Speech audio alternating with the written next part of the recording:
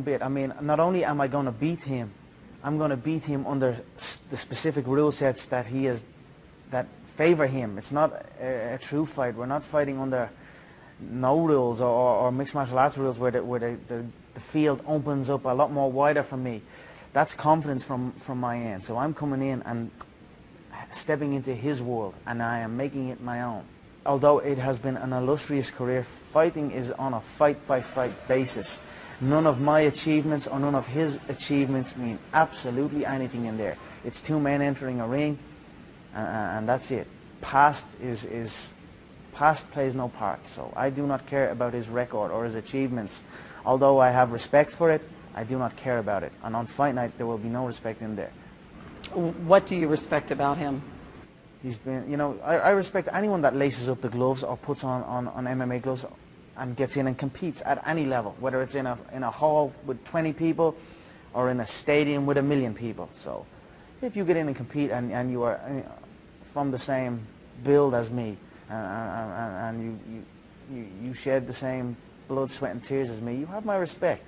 But that's where it stops. At the end of the day, this is a ruthless business, and I must be ruthless in there, and I will be. So when it's all said and done, I will pick him up, I will shake his hand, and he wasn't. When I entered into the clinch, or I took another hook, or when he threw his right hand and put the frame, and I took his back, that's all energy on my behalf. That I'm at the putting energy into that. Whereas in a mixed martial arts bout, it's energy that's gonna. You've advanced position, and you're in a better position now, and you can work. Like when I had his back there, if that was an MMA fight, I can stay on his back and continue to keep hitting him. But in a boxing fight, you put the work in to get the back, but the referee separates it and resets you again. So I'm like, there was somewhere in the middle of it, I was like, I'm using all this energy to get to his back, and I'm not landing that many blows that are worth it, but I'm using a lot of energy. And then that's it. He capitalized on me on it. He saw my energy dip, kept his hands up, dipped in low, and what can I say? Okay. And then just on this, it seems like the praise that you're getting the most is your analysis. Post-fight, how you're able to take responsibility. Yep, he was the better guy tonight, that's no problem, we move on. You're doing it even now, your mind is worrying, you're thinking of every shot, every combination, every clinch. Is this what's exciting you most about it? Just so much stuff to work with now? I'm a student, I'll always study. I study every single situation. I think in sparring, it was always people backing off. And it was always distance fighting. And in the early rounds, you saw that. He couldn't touch me. I don't lose the early rounds ever. It's just a moment where it's like, I can't. I'd like to see that. Conor, going back to the Mayweather fight, the stoppage, in your opinion, now you've watched it back, was it early? Would you prefer to have Adelaide Bourd's husband. Adelaide Bourd's husband, Robert Bourd. That's all I'll say on that. Right. That's her husband. When we came face to face, and we went and we done the rules thing, when Floyd was here and I was here and the ref was here, he was always staring at me. And I'm looking at him staring at me, and I'm like, I could see in the peripheral of my vision that he was just looking at me and he wasn't looking at Floyd. I was almost going to say, he's fighting as well, mate, give him the fucking, give him a rules meeting. You know what I mean, what's going on there? Every time we tied up, he literally wrestled me off him. So, I don't know, it is what it is. I knew I was not going to get a fair shake out there. I thought it was an early stoppage. How the fuck can you stop a fight when there was no knockdowns or nothing previous? The round before, I almost had him dropped. I hurt him to the body. I hurt him to the body the round before. So how the fuck can you, like round 10, then stop it like that when there's a first sign of a wobble? Nah, man, you've got to let these fights go on, so. And you're used to UFC where they... Floyd's got 3. Yeah. So Floyd's got the one that he got, and he got tax problems. That's what he's got. Oh, no. That's lying. That's heavy shit.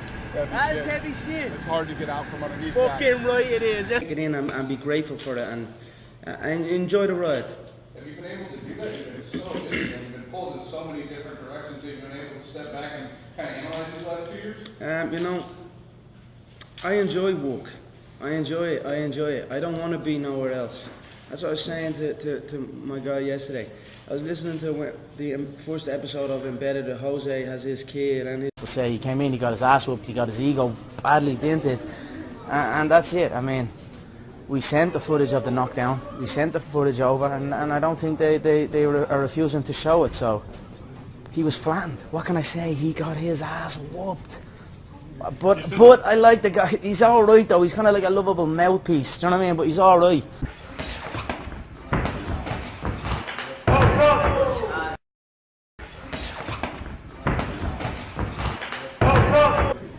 He was knocked down. He was flattened against the ropes. Multiple times the ropes kept him on his feet. We were worried about him. We thought the worst was that to happen. You know what I mean? He was certainly badly concussed. As far as the images that got leaked, let me clear this. I didn't leak no images. The image I leaked and the image I released, the only image I released was the original one where my hands were behind my back, and that was in response to the comment where he said, he went on a big quote, and one of the comments in the quote was, "I will beat him with one hand tied behind my back." So I released one picture with me whooping his ass with both hands behind my back. And then he just got out of there and went running, and I don't know. I mean, I don't mind Paulie. He came in, he spoke a hell of a game previous, very disrespectful to the skill set, very disrespectful to the discipline. But no matter what a man says, if they show up and try to answer that and try their best, you've got to give respect, and that's what happened. He showed up, he tried his best. It didn't go his way, he got his ass whooped, he got his pride dented, and then he wanted a way out. What better way for a guy like him to exit under a load of questions and mysterious, you know what I mean? So, under a load of... When you look at the possibility...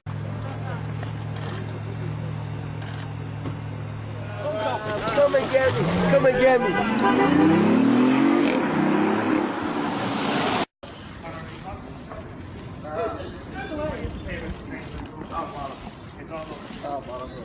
Has it been sorted? I thought it was just waiting around already.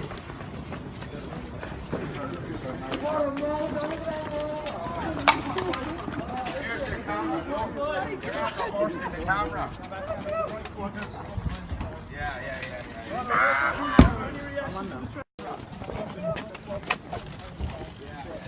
What's your reaction to the threats on your life? Stand back, guys. Up the road. Up the road. Let the men pass.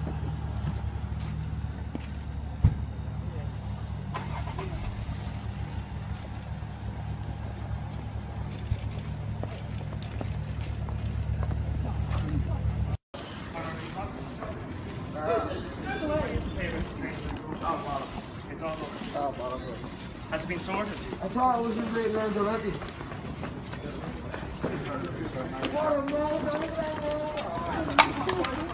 Here's the camera.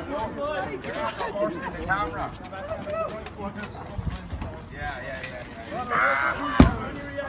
That's it. I hold no regrets. You know, if I'd done it again, what I would do differently is I'd have pressure fighters coming at me. Okay. In the camp, we had fighters in the Philly shell, similar to the style that he always fights, or fighters against the ropes, but never fighters. Well, we did have fighters coming forward, like with that style, the way he eventually went, but that was only in the early rounds. Early rounds, I'm eating guys alive there. It's when I get tired, that's when I need to bring in that fresh body who's going to sit on my chest and let shots fly. And if I'd done that alone would have made that the easiest fight of my life. Because make no mistake, Carl, up until like round 5, that was the easiest fight in my life. I could see everything he was throwing. I was cracking him easily. It was only when I started fading and he started leaning on me and started coming forward in that Mexican style that I started to fade. And that's it, so. That's what I would do differently. I'd have people come pressure me when I'm tired instead of early. So. Well, you're always pushing the boundaries with the training and the techniques that you're using. You're at the UFC High Performance Center. You know, we saw you sort of running underwater on treadmills, doing all this crazy stuff. Is there anything from this training camp that you can take into your UFC training camps now, sort of new skills that you learn? I built an incredible engine. Make no mistake about that. Although 30 minutes is, I went 25 minutes, I got into the best shape of my life. So I'm just going to keep going with it. And then also know that, like in this camp, it was like round 1 to 8 was the fight.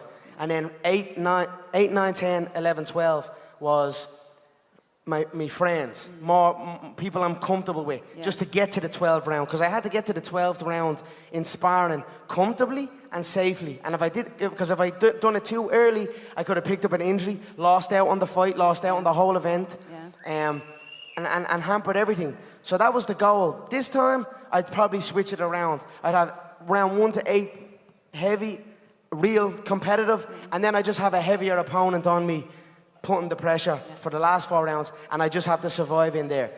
And I honestly, truly feel if I'd have done that, I would have been laughing in that fight. But look, you live and learn. That's what we say. You don't lose. You either win or you learn. Yeah.